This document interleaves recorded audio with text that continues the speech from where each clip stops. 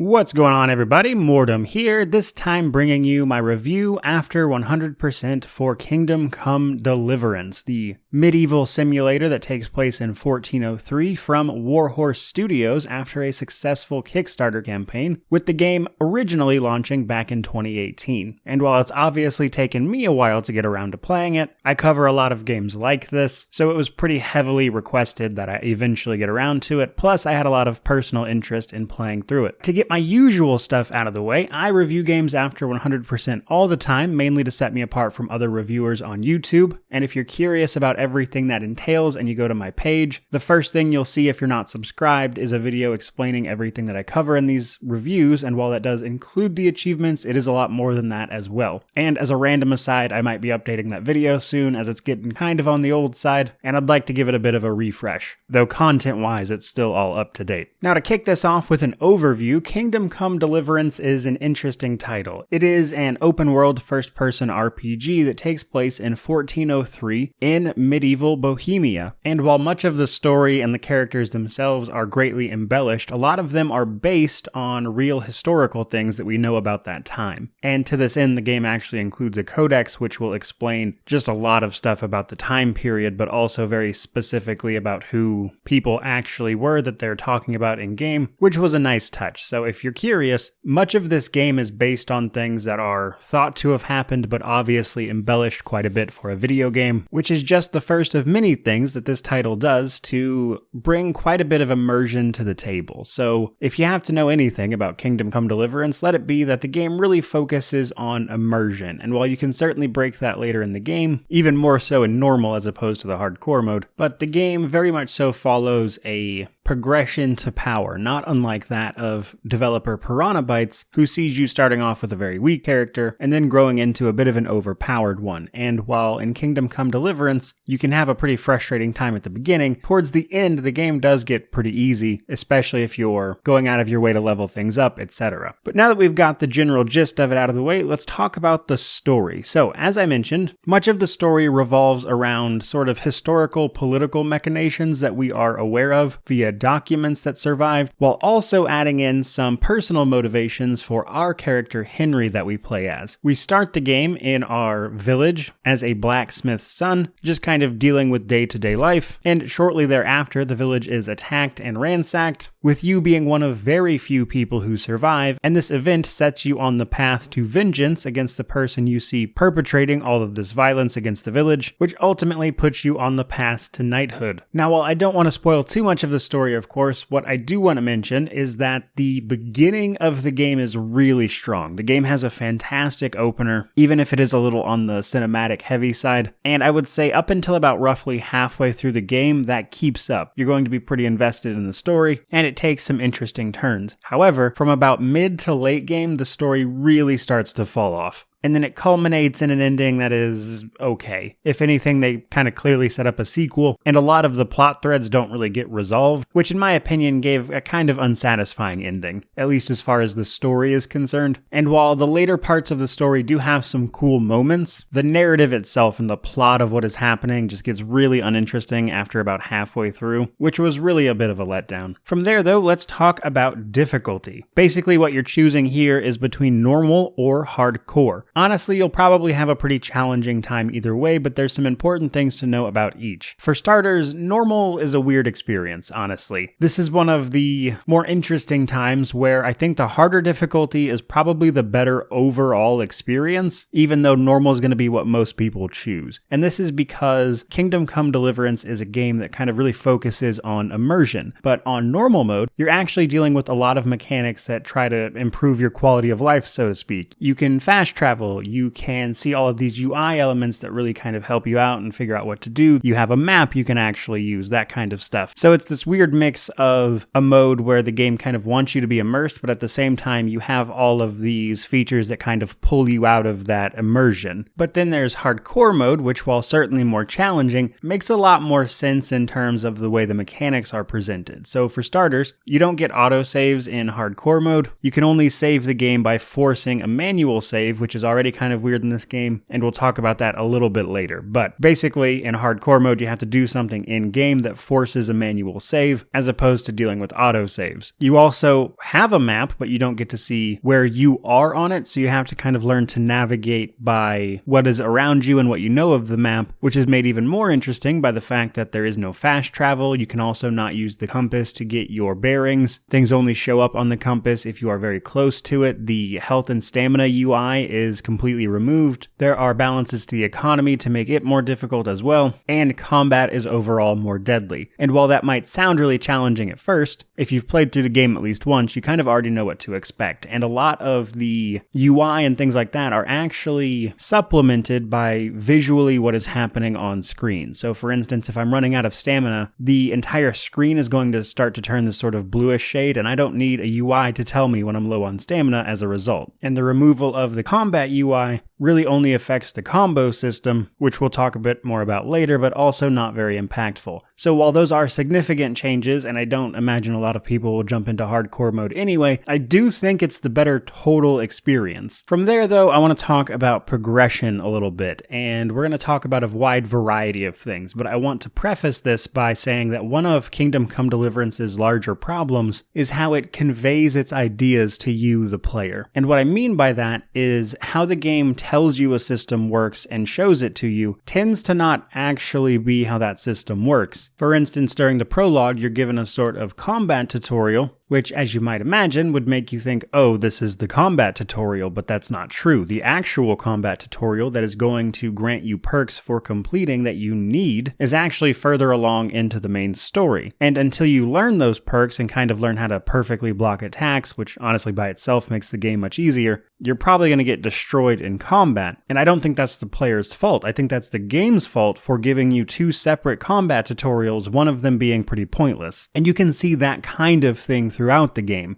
but I do think that's probably the most substantial one to mention. So when we talk about progression, that's certainly something to keep in mind. But how it actually works is a level by doing system, which is broken down into attributes, combat, and skills. As you take part in combat or various activities that relate to the attributes or specific skills, you will level those things up. All of them have a level range of 1 to 20, and at certain points you will get various perks which can alter things and make your life easier, which will help you mitigate things like hunger, or just make combat much easier. First up though, let's talk about the attributes. There are 4 of them that you can directly level up, and there are others that are secondary, that is to say they're almost derived stats from both your attributes themselves as well as other factors such as the things you are wearing. But the ones you actually level up are strength, agility, vitality, and speech. Your attributes will of course affect a lot of things. For the most part this is self-explanatory, but strength and agility are mostly for combat, using various types of weapons. Vitality is of course your sort of overall well-being, and then speech is your ability to persuade others, of course, and all of these are important and you're likely to max them out just playing through the game and doing the content. But like most other things in this game, as tends to be the case with open world RPGs in general, you can sort of spam these progression systems very early to get yourself maxed out very quickly, which can help you overcome a lot of the early game challenge. But then we have our combat skills. These are more or less what you'd expect. There is warfare, defense, and then various weapon skills. Weapon skills are pretty straightforward. This is just whatever weapon you're using, and we'll talk more about them individually in the combat section. But as you level these up, you'll get perks that unlock different sorts of combos for you to use, outside of unarmed and the bow, which just give you increased damage. Defense and warfare are a little more important as they dictate your sort of overall combat efficiency, down to the chance of an enemy actually blocking your attacks, the damage your weapons take to their durability, that kind of thing as you participate in combat. So while it's important to level up the weapon you are actually using the most, defense and warfare are really the ones you want to keep an eye on here, and these are going to go up simply by engaging in more and more combat, and you can take advantage of some of the non-deadly duel options in the game to sort of level these up relatively risk-free, which I think is important to note given the game's frustrating save system, which we will get to. But then we have skills. There are a lot of skills in this game,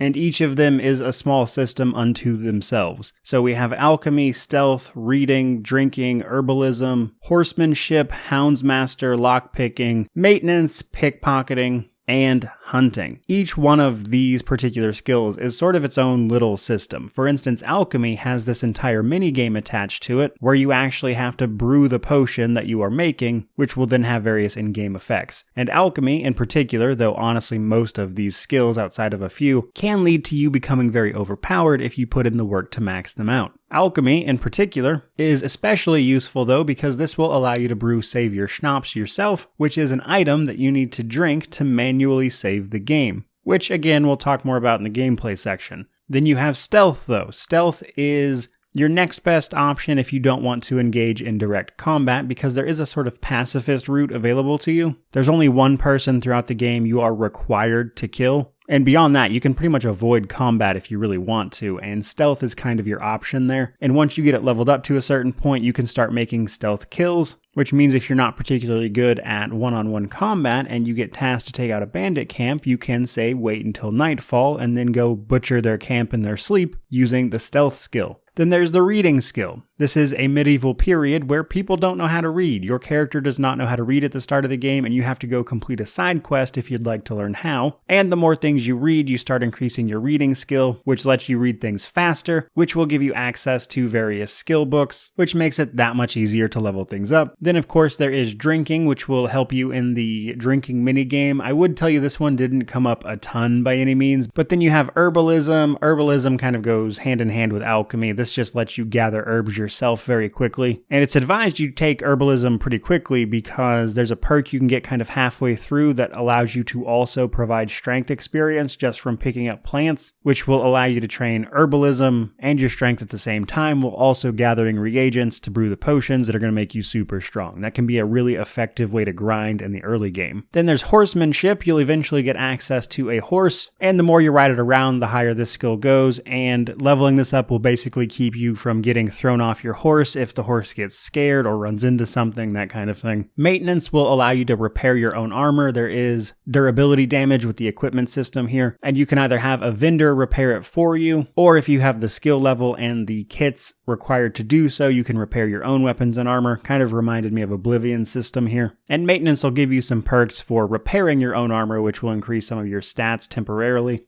Then there's hunting. This just makes you better at hunting, which will then let you sell the various meat and things to vendors for some cheap cash. And then we have an interesting one with the pickpocket system. So I found pickpocket to be mostly useless in this game. Like a lot of the other skills, there's a minigame associated with it where you have to actually reach into someone's pocket, unveil the thing that you want to find, and then get it out of the pocket via a minigame. But rather than deal with this minigame, what I found effective is that the game considers you knocking someone out and just taking something to also be pickpocketing. So in a somewhat hilarious manner, if you're having trouble pickpocketing someone, what you can do instead is just knock them out and take the quest item that you were trying to get anyway, which also counts as pickpocketing. So if you can get that person alone, just knock them out. In many cases, you won't even get a bounty, which completely sidesteps this minigame and is honestly a lot funnier. Then we have lockpicking. Lockpicking in this game is a little bit challenging because the minigame is probably a little bit different than most people are used to. You have to point your cursor at a certain point in the lock and then rotate the lock while maintaining your cursor on that point, which on a keyboard and mouse is not bad at all, but I did play this on Steam Deck, which we'll talk about, and using a controller for this minigame is a real nightmare. But on PC, once you get the hang of it, it's really not that bad.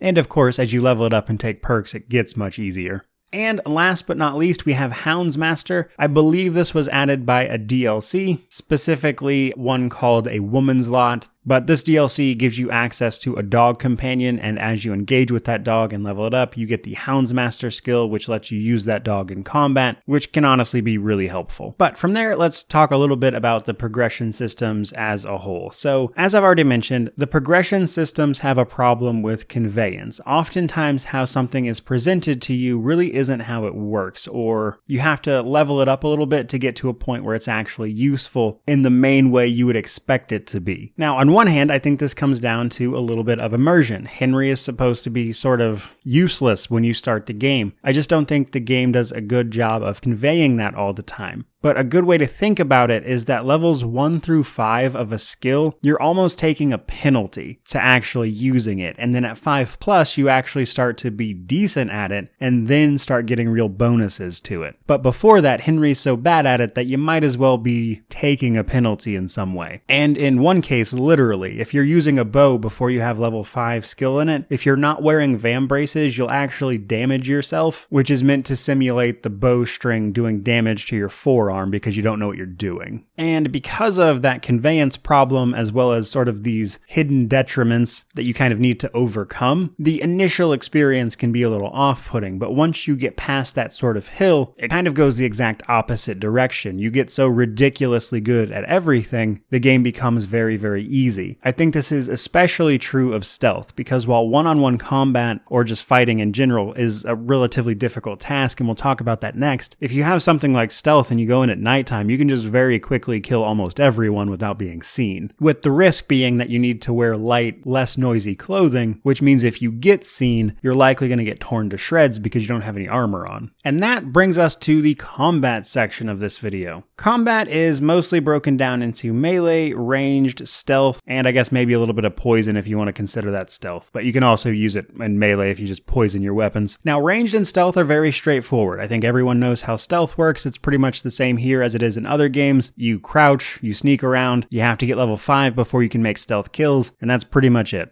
Only other thing to keep in mind there is to keep an eye on your noise factor, which is basically just don't wear metal armor, and general visibility, as it is much easier to sneak at night in dark clothing than it is during the day in bright clothing. Then we have ranged. If you don't want to do stealth, ranged is a great alternative as well, because a lot of enemies don't really have a good block for a well-aimed arrow, and while it can be a little bit awkward at first, especially because you don't have a sort of marker to see where your arrow's actually going, and there's a lot of sway to it, like all of the other skills, once you get good at it and you can kind of figure out where you're actually placing your arrows, this can be devastating because while enemies will use arrows, they can't really jump, which means if you get up to a high place and start raining arrows down on your enemies, you are at a significant advantage because the AI doesn't really have a tactic to deal with that. And then once they finally get to you, which will be a slow experience if you're actually up above them, you can then switch to melee combat, having to deal with less enemies, if any at all. But then we have the melee combat, which this game is a little bit more known for and where things are a little bit more complicated. So you might be forgiven for thinking that this is a skill-based system by the looks of the combat,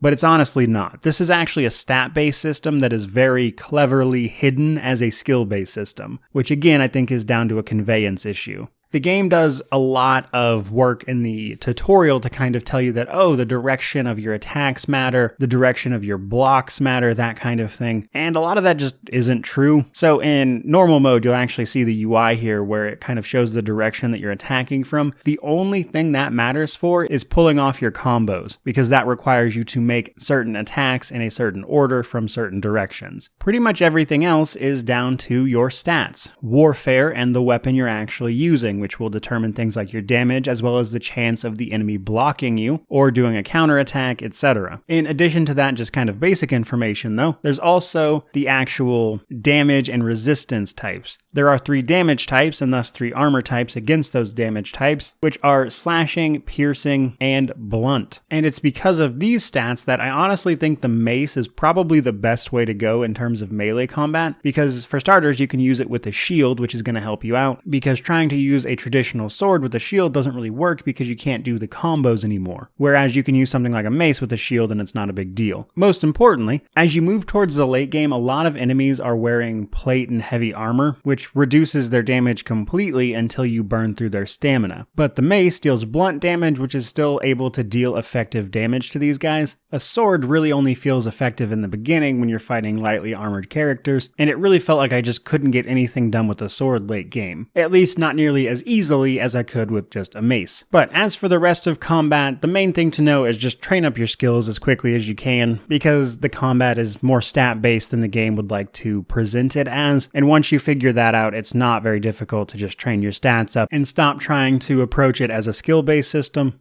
And the other thing that I mentioned earlier, it's important to get through the game to the point of the sort of second combat tutorial as quickly as you can, because completing that tutorial gives you access to certain perks just for completing it. That's going to make melee combat much easier. This is the ability to perfect block as well as counterattack once you reach level 5 of a given weapon. Which brings me to my last point for combat, and that is simply that there's a huge progression of power here. What can feel very difficult in the beginning, fighting just like one person, becomes kind of trivial after a point to where you can kind of just walk into a camp by yourself and decimate it, even without going the stealth route, especially if you start adding potions on top of your just actual stats. Though this will usually require you to be wearing plate mail, which is going to negate pretty much all of the damage, provided you actually make an effort to block enemy attacks and conserve your stamina. That, though, brings us to the gameplay and world building section. So first and foremost, in terms of the gameplay, there's one big thing I want to mention that I've referred to a couple times, and that is the save system. The save system is incredibly awkward for this game, and that is why one of the biggest mods for this game is a mod that just lets you save whenever you want, because as it stands with the base game, there is no way to manually save the game just from the menu. You have to actually take an action in game to do that, which, if you want to save anywhere, requires you to drink a drink known as Savior Schnapps, which can also get you drunk, which you may or may not want to do in any given situation. On top of this, there is limited save slots available to you, and if you don't have any of that drink, what you have to do instead is go rest somewhere or completely exit the game to make an exit save. Now, I'm fully aware some people will tell me that this save system is like that because they wanted to enhance the immersion, and that's great for hardcore mode. On normal mode, where people are playing a giant open world RPG where they just want to see things and try things, there should be a manual save system that isn't this clunky, and that's why the biggest mod for it is that save system. Because when you have a save system like this in the regular version of the game where people didn't sign up for that, the choice you are encouraging them to make is to not play your game. But again, there is a mod that will fix this for you. It's just very annoying. And that's before I even start talking about things like bugs and the occasional crash. There's a handful of quests that are still bugged, and if you would like to sort of work your way through them on your own, a save system that isn't annoying would be nice. Combine that with the occasional crash this game will have, which in one particularly egregious case cost me like an hour of gameplay because of the save system. You're opening the door to frustration that just doesn't need to be there. And in hardcore mode, I think this system makes more sense, especially with the dropped autosaves, but in normal it just feels off. Now, in addition to that, what I haven't really mentioned up to this point is all of the survival elements. You do have to keep your character fed and occasionally sleep.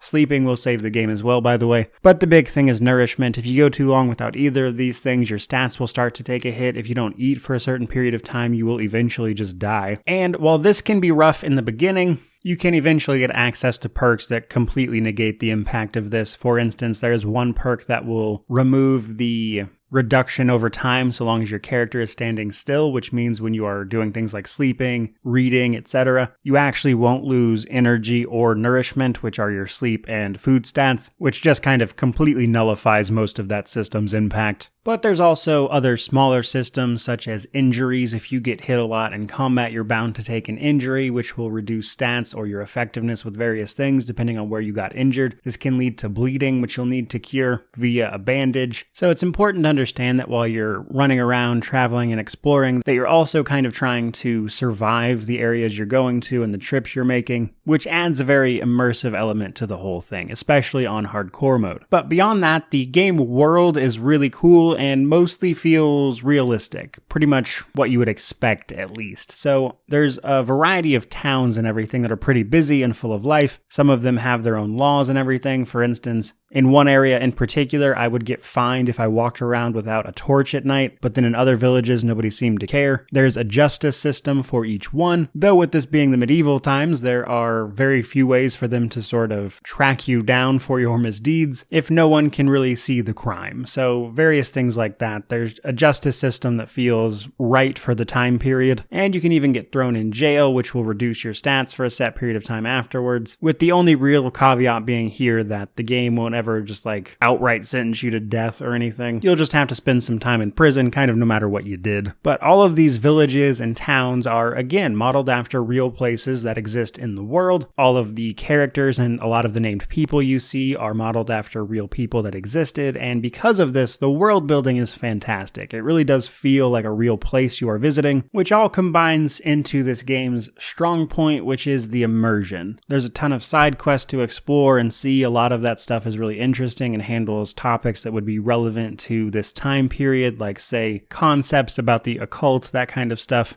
A lot of which lets you approach it however you want. With a lot of these side quests having variable outcomes depending on what you do. Even in some cases, you can just outright leave, which will just, in some cases, fail the quest. Other times it will sort of change the outcome or lead to unique dialogue. There's a lot of interesting stuff going on, and it makes the world feel very realistic, at least. But now let's talk a little bit about the major DLCs, of which there are 4. For the most part, these are okay, and they just add little extra side quest plots for you to undertake, which is the case for the amorous adventures of Capon or something like that. This lets you be a sort of wingman to another character in game. Then there's Band of Bastards. This just sees you following a mercenary group trying to secure the roads in the wake of the attacks. Then there are the 2 more interesting ones. For starters, there is From the Ashes. This will allow you to rebuild a town that is available about halfway through the story, which is well worth your time, as doing so will give you access to daily income as well as a ton of resources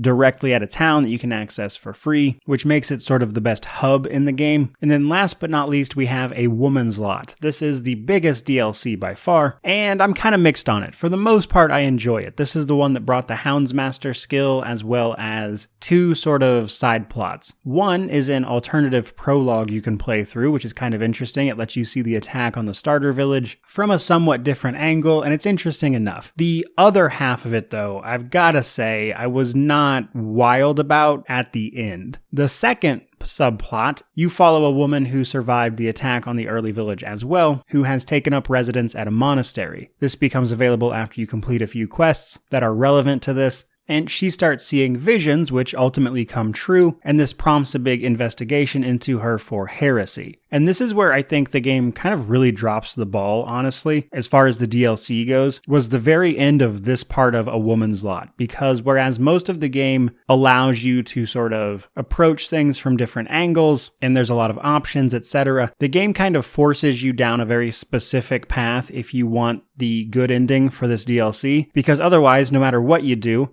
the woman dies. There's multiple ways you can fail this just by asking a question in dialogue that will see you thrown in jail, thus you miss the trial, thus you fail. If you didn't take certain actions throughout the DLC, you fail. If you don't have certain skill checks required to kind of deal with certain aspects of the trial, you fail. And it's just such a weird way to end the DLC because, again, everything else in this game is sort of open and lets you approach things. And then all of a sudden, for this quest, you kind of just get railroaded into an ending unless you do it in a very hyper-specific way. And because of that, it just kind of soured the whole experience for me, which is a shame because the rest of that DLC isn't bad. But that said, moving on to the Steam Deck performance, this game runs surprisingly well on Steam Deck. I was expecting a few more problems, honestly, but the game has controller support for starters, which goes a long way for a game feeling good to play on that system. But in addition to that, the game just runs really well on the Steam Deck, which surprised me because of the sort of open world nature of it and all the systems at play. And while there are certainly comparable titles that play pretty well on there, a lot of those are sort of more highly polished AAA experiences, and ultimately, Kingdom Come Deliverance surprised me on the Steam Deck. It runs very well. My only real complaint in this regard is that the UI definitely wasn't set up for a screen that small, which can make reading some of the text a bit of a pain, but there is that magnifying tool that the Steam Deck has if push come to shove. But all in all, on Steam Deck, surprisingly smooth experience. The game's official rating is playable, though discounting the small text issue, there's really no reason this game shouldn't have a great on deck rating. But that finally brings us to our positives, negatives, and then we will wrap this thing up. So, on the positive side of things, the immersion is great. All of the ways you can approach everything. It feels good to engage with the sort of power curve of taking Henry from this sort of almost useless peasant at the beginning to an almost unkillable knight towards the end. There are also some siege battles I didn't didn't really mention that are honestly pretty cool to see. And the world feels appropriate, well-researched, and just interesting to play through. There's a lot of things about that time period that are interesting to see in action, and playing through that was very enjoyable. Now, on the negative side of things, I would say this game's biggest problem is the conveyance of its own ideas. It is very bad at actually telling you how things work, and in some cases, how the game tells you something works just isn't correct. Or at least it's not how you're likely to be engaging with that system past the very beginning of it. You combine that with other clunky systems like the save system. There's the combat system itself, which just simply isn't going to be for everyone. I was able to find enjoyment in it eventually, but I started off not liking it really at all. But once I kind of figured out how it actually worked, which was very contrary to what the tutorial of the game told me was how it worked, I did eventually get to a point where I was having fun with it. But ultimately, there's just a lot of little clunky systems like that throughout the game, which can dampen the experience as a whole. Which brings me to my conclusion. Kingdom Come Deliverance is overall an incredibly immersive game that has a lot of fantastic ideas. It's certainly unique in the sense that you don't exactly see a lot of medieval simulators,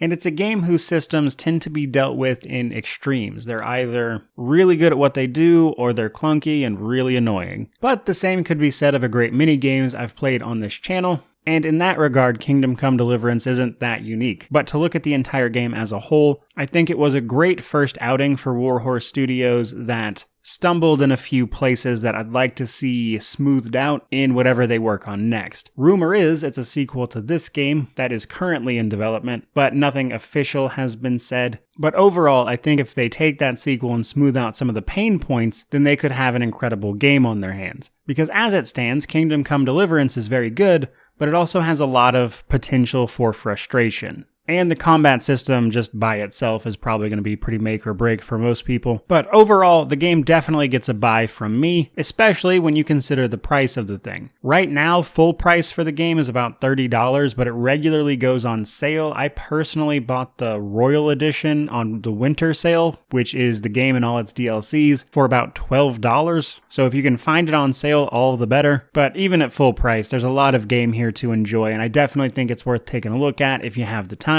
Especially since I spent well over 100 hours enjoying what this game had to offer. That is all I've got for you guys. I certainly hope you enjoyed the video. If you did, like, comment, subscribe, all that YouTube jazz. We are growing every day, and I love talking about various video games with you all. So truly, thank you so much for watching. I really do appreciate it. May you wander in wisdom and have an amazing day.